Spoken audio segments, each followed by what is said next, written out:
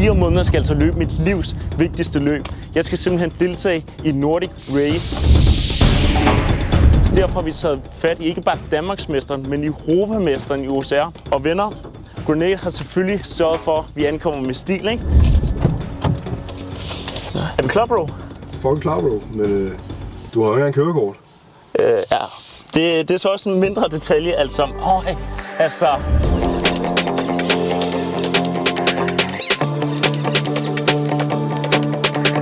Så er vi altså ankommet til Bagsværd. Vi har altså fundet Ulrike, og vi er altså klar til noget OCR. Yes, vi er så klar. Altså, hvad tænker du om outfittet? Altså, det er faktisk det er okay. Du kan godt nok lige have brugt nogle løbesko, men altså, vi klarer den. Altså, det var lige, hvad der var at finde. Men i dag skal vi altså prøve kræfter med OCR, for jeg skal jo som sagt løbe Nordic Race. Har du selv prøvet det før? Ja, jeg har prøvet at løbe masse forskellige OCR-løb en del gange før. Okay, så også Nordic Race. Så vi har altså fået eksperten til at få mig i form i dag. Altså, det bliver ikke lige i dag, jeg kommer i form, men inden 7.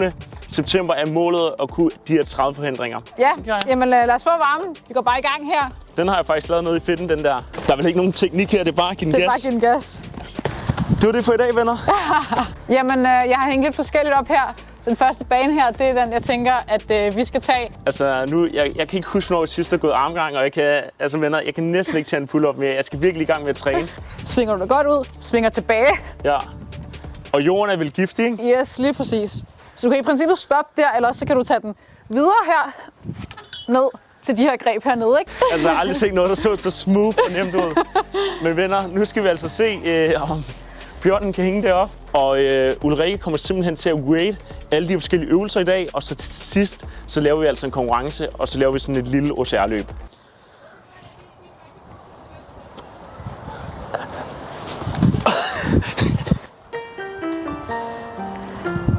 What? Ja. Altså, en tænder, de er helt færdige. Det bliver en lang dag, det her. Og det værste, venner, det er ikke engang, fordi jeg gør mig dårlig. Altså, det er absurd svært, og det er vel en af standardøvelserne, man skal kunne. Ja, altså ringen er nok sådan en af de nemmeste grebsforhindringer, der er på banen. Så det skal vi gerne have lært dig i hvert fald. Du har egentlig strakt arme hele tiden, og så skal du bare løfte dine fødder selvfølgelig, så du ikke rører jorden. Ja. Og så handler det rigtig meget om svinget, så vi skal have teknikken ind og sidde. Så se, hvor du godt kan.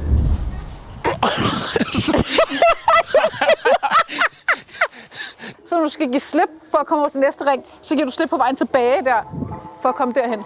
På vejen tilbage giver du slip, fordi du kan se, at jeg får virkelig meget sådan sving på. Altså hvis du kan øve sådan at hænge her, og ligesom hive det bare en lille smule op, Ja. og så øve ligesom at sådan give slip. Altså, det her synes jeg er absurd hårdt. Jeg ved ikke, hvad jeg har sagt ja til 7. september. Heldigvis er jeg stadig 4 måneder, men hold sunshine. Fordi Nu har vi lige lavet om på banen her, så vi har ringene tættere på hinanden, fordi at vi skal gerne have dig igennem jo. Så på vej tilbage skal jeg give slip. Ja, så der giver du slip. Der kan du slippe på et forkert tidspunkt. Der kan du slippe. Hvor? Nu? Altså, mine arme, de er helt færdige. Skal vi lige give en lille rating? Jeg tænker, at... Du kan godt være sød mod mig. Okay, så jeg hiver den lige op fra 1 til 2-tal ud af 10, ikke? Der er masser af plads til forbedring, det er det gode ved det. Så det skal nok blive godt. Jamen, nu er vi kommet ud til den næste øvelse her, og det er de irske bænke. Vi kunne godt have brugt lidt solcreme, fordi der for en gangs skyld er der sol i Danmark. Vi skal bare over Stammen den her. her, yes, lige præcis. Ja, så det er bare op her, henover. Eventuelt lige skyde sig fra, så man holder lidt hurtigere videre til det næste, ikke? Ja, nemt. Det var lige ved at gå galt. Ja, lige præcis. Ja, nu. Yes. Altså, jeg vil lægge op, jo. Ja, benene, kom. Ja. Kom så, yes. Kom nu, du er herovre. Kom nu. Yes, lige præcis. Stærkt, mand. Så jeg tænker bare, du er faktisk sådan okay klar til Nordic. Ja. Jeg tænker måske en 7'er. En 7'er, så stadig lidt mere træning. Hvor høje er de i Nordic Race? De er ikke højere end den der. Så det er derfor, vi også ligesom har valgt de her højder, for de kommer ikke til at skulle hoppe på højere end det der. Jamen, her har vi jo så Atlas-stenene, som også skal op. Og til Nordic Race, der vejer de cirka 45 kilo for kvinderne, cirka 70 kilo for mændene. Du vil gerne ligesom sådan godt ned under stenen her, og så løfter du selvfølgelig med ryggen og benene. Ja. Så får du den op her, ligger den i skødet, kommer godt ned under den igen. Skubber den op ligesom med sådan en hip thrust, så du kan få den op Nu er vi nået til den store fætter her, venner. 70 kilo ren sten.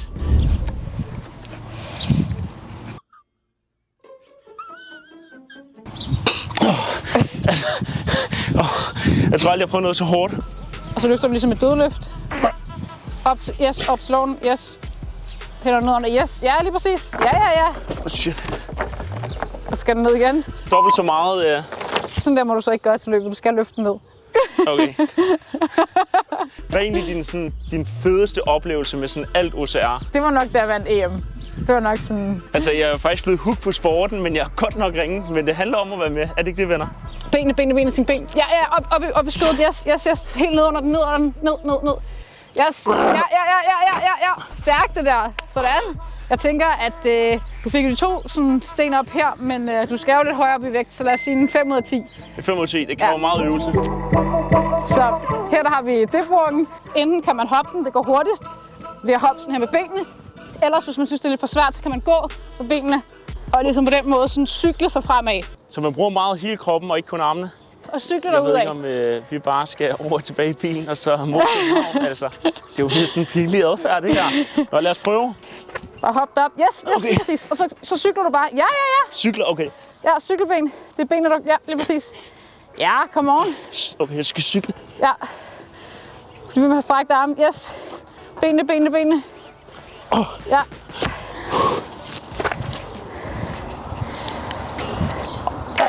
Mit håndled der. Ja, så bare løb den. Yes, præcis. Cykel, ja. Stræk armen, ja.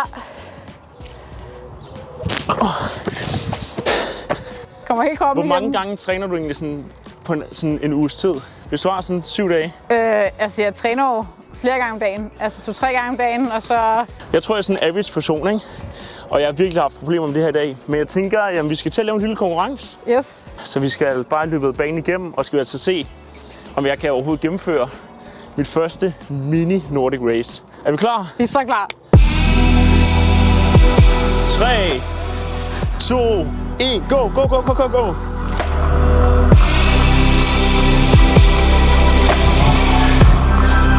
Jeg elsker bare lige springer dem over her.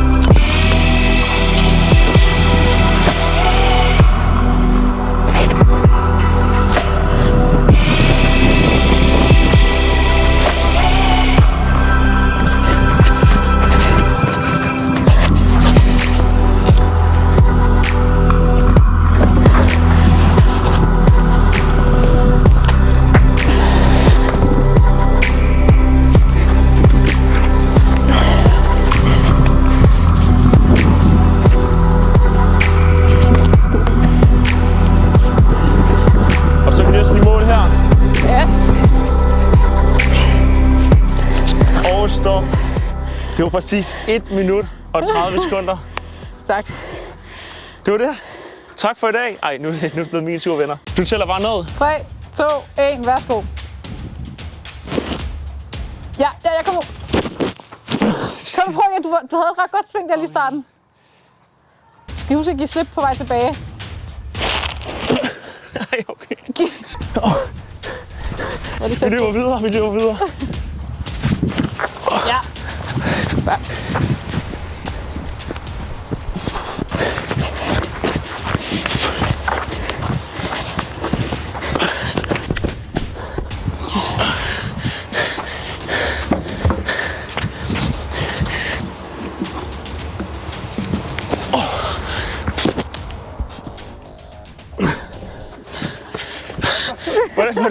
Hvordan kommer du igennem her?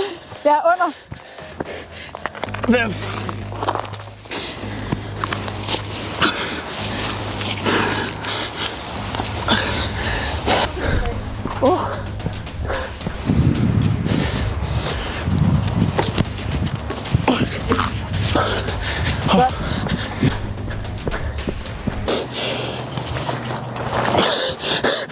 Jeg er simpelthen så dårlig der. Ja, sådan. 33, 42, så cirka 43. Shit, vi skal i træningslejr, venner. Så kom vi altså i mål med videoen. Jeg tror altså, vi har en klar vinder. Det bliver altså Ulrike. Og tak fordi du gad at lære mig lidt forskellige teknikker og køre mig igennem sådan en bane her. Ja, men det var fedt. Det var sjovt. Hvad tænker du for en skala fra 1 til 10? Der er stadig plads til forbedring, ikke? Jeg tænker en 4-5 stykker, men altså, der er stadig et par måneder nu, ikke? Der er lang vej i hvert fald. Vi skal altså i træning, venner, og jeg kan ikke engang snakke. Jeg tænker altså bare, at vi siger tusind tak til Ulrikke, fordi du gad være med. Og kæmpe skud til vores sponsor, Grenade. Ellers er der ikke så meget at sige. Vi ses i min næste video. Adios.